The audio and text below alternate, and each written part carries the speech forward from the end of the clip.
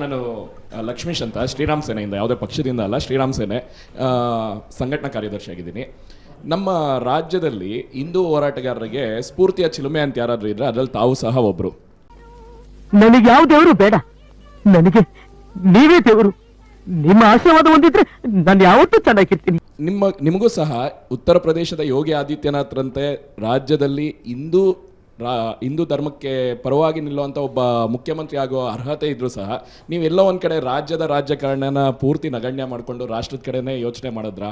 ನಿನ್ಗೆ ಯಾಕೆ ಆಮೇಲೆ ಯಾಕೆ ನೀವು ರಾಜ್ಯದ ಕಡೆ ಗಮನ ಕೊಡಲಿಲ್ಲ? ನಮ್ಮಲ್ಲೂ ಸಹ ಹಿಂದೂ ಹೋರಾಟಗಾರರಿಗೆ ನೀವು ಒಂದು ಸ್ಫೂರ್ತಿಯಾಗಿ ನಿಂತು ನಮ್ಮನ್ನು ಸಹ ಬೆಳೆಸ್ಬೋದಾಗಿತ್ತಲ್ವಾ ಅನ್ನೋದು ನನ್ನ ಒಂದು ಪ್ರಶ್ನೆ. ಯಾಕೆ ನೀವು ರಾಜ್ಯದ ರಾಜಕಾರಣದ ಬಗ್ಗೆ ಹೆಚ್ಚು ಗಮನ ಕೊಡಲಿಲ್ಲ? ರೆಡಿ ಮಾಡಿ ಇಟ್ಕೊಂಡಿದ್ದೀನಿ. ಅವ್ರ ಪ್ರಶ್ನೆ ನಾನೇ ಆ್ಯಡ್ ಮಾಡಿ ಕೇಳ್ತೀನಿ. ಅನಂತಕುಮಾರ್ ಹೆಗಡೆ ಅವ್ರು ನಿಮ್ಮನ್ನು ನೋಡ್ತಾ ಇದ್ರೆ ವ್ಯವಸ್ಥೆಯಿಂದ ಭ್ರಮನಿರಸನಗೊಂಡವ್ರಂಗೆ ಕಾಣಿಸ್ತೀರಿ ನೀವು.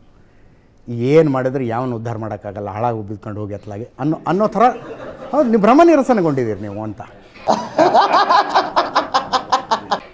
ನೋಡಿ, ನಾನು ರಾಜಕಾರಣಕ್ಕೆ ಏನೋ ಒಂದು ದೊಡ್ಡ ಮಹತ್ವಾಕಾಂಕ್ಷೆ ಇಟ್ಟುಕೊಂಡು ಬಂದಿರತಕ್ಕಂಥ ವ್ಯಕ್ತಿ ಅಲ್ಲ. ಇಲ್ಲೇನೋ ಅದಾಗಬೇಕು, ಇದಾಗಬೇಕು, ಹಾಗೆ ಮಾಡಬೇಕು, ಹೀಗೆ ಮಾಡಬೇಕು ಅಂತ ಬಂದಿರುವಂಥವನು ಅಲ್ಲ.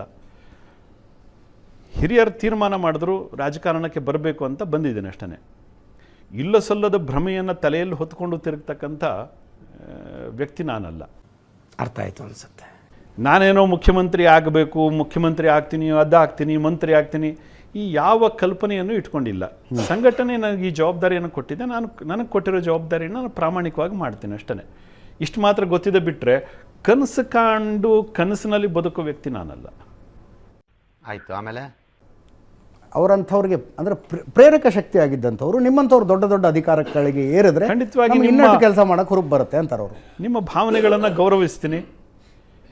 ಭಗವಂತ ಧರ್ಮದ ಕೆಲಸ ಮಾಡಲಿಕ್ಕೆ ಯಾವತ್ತೂ ಕೂಡ ಅದಕ್ಕೆ ರಾಜಕಾರಣವೇ ಬೇಕು ಅನ್ನುವಂಥದ್ದು ಏನಿಲ್ಲ.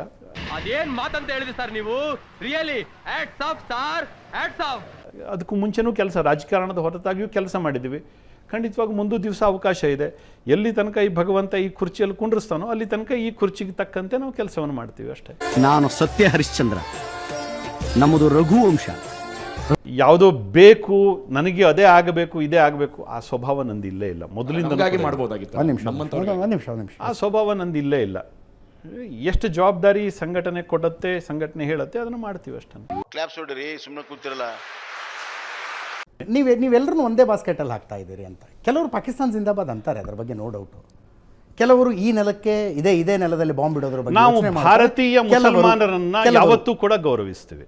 ಓಕೆ, ಭಾರತೀಯ ಮುಸಲ್ಮಾನರನ್ನ ಯಾವತ್ತೂ ಕೂಡ ಗೌರವಿಸ್ತೀವಿ.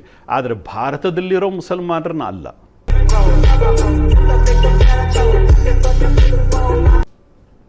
ಏನು ವ್ಯತ್ಯಾಸ?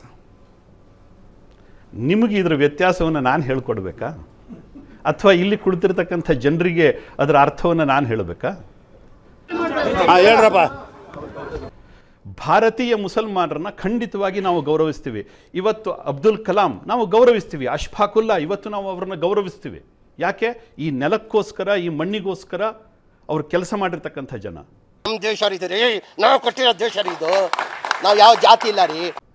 ಆದರೆ ಈ ನೆಲದ ಊಟ ಮಾಡಿ, ಈ ನೆಲದ ನೀರನ್ನು ಕುಡಿದು ಈ ನೆಲಕ್ಕೆ ದ್ರೋಹ ಬಗೆತಕ್ಕಂಥವ್ರನ್ನ ಅವರನ್ನು ಭಾರತೀಯ ಮುಸಲ್ಮಾನರು ಅಂತ ನಾವು ಪರಿಗಣಿಸೋದೇನಿಲ್ಲ. ಭಾರತದಲ್ಲಿರೋ ಮುಸಲ್ಮಾನರು.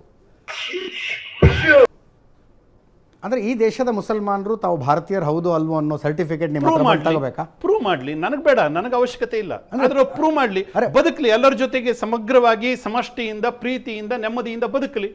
ಸಾಧ್ಯ ಇಲ್ಲ ಈಗ. ಯಾಕೆ ಆಗಲ್ಲ? ಏನಾಯ್ತು? ಆಗಲ್ಲ. ಪ್ರೂವ್ ಮಾಡೋ ಬರ್ಡನ್ ಮುಸ್ಲಿಮರ ಮೇಲೆ ಮಾತ್ರನಾ, ಕ್ರಿಶ್ಚಿಯನ್ರ ಮೇಲೆ ಮಾತ್ರ? ತಮ್ಮ ದೇಶ ಹಿಂದೂ ಸಮಾಜ ಇವತ್ತು ದೇಶದಲ್ಲಿ ಆಗಿರತಕ್ಕಂಥ ಗೊಂದಲಗಳಿಗೆ, ದೇಶದಲ್ಲಿ ಅಂತ ಬಿಟ್ಬಿಡಿ, ಇಡೀ ಜಗತ್ತಿನಲ್ಲಿ ಭಯೋತ್ಪಾದನೆ ಯಾರಿಂದ ನಡೆದಿದೆ?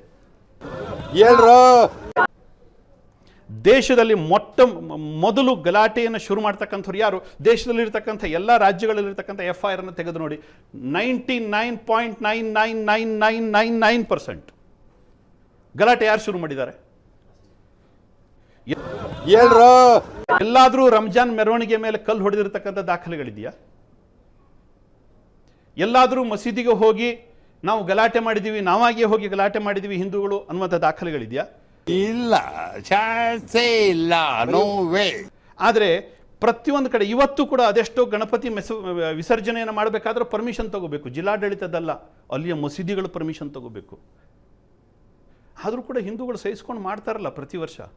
ಇವತ್ತು ಚಾಮರಾಜನಗರದಲ್ಲಿ ಹೋಗಿ ನೋಡಿ, ಖಡಕ್ ಮೊಹಲ್ಲಾ ಮಸೀದಿ ಎದುರುಗಡೆ ಒಂದು ಸಾರಿ ಗಣೇಶನನ್ನು ಇಟ್ಟರೆ ಅದೆಷ್ಟು ವರ್ಷಗಳ ಕಾಲ ಇರುತ್ತೆ ಗಣೇಶ ಅಂತ. ಆಯಿತು, ಆಮೇಲೆ ಜಿಲ್ಲಾಡಳಿತ ಕೊಡೋದಿಲ್ಲ ಅಂತಲ್ಲ ಪರ್ಮಿಷನನ್ನು, ಮುಸಲ್ಮಾನರು ಪರ್ಮಿಷನ್ ಕೊಟ್ಟಾಗ ಅಲ್ಲಿ ಮೆರವಣಿಗೆ ಮಾಡಬೇಕಾಗತ್ತೆ. ನಿಮ್ಮ ದೇಶದಲ್ಲಿ ಎಲ್ಲಾದರೂ ಒಂದು ಕಡೆ ತೋರಿಸ್ರಿ, ನನಗೆ ಒಂದು ಉದಾಹರಣೆ ತೋರಿಸ್ರಿ ರಂಜಾನ್ ಮೆರವಣಿಗೆ ಮೇಲೆ ಹಿಂದೂಗಳು ಕಲ್ಲೆಸೆದಿದ್ದಾರೆ ಅಂತ. ಇಷ್ಟು ಹೇಳಕ್ಕೆ ಇಷ್ಟಪಡ್ತೀನಿ. ಓಕೆ ಫ್ರೆಂಡ್, ಬಾಯ್. ನಿರಂತರ ಸುದ್ದಿಗಾಗಿ ನಿರೀಕ್ಷಿಸಿ TV9. ಕ್ಯಾಮರಾಮನ್ ಗಿರಿರಾಮ್ ಜೊತೆ ಕುಟೇರ ಸಿಂಹ ಜಂಗ್ಲಿ.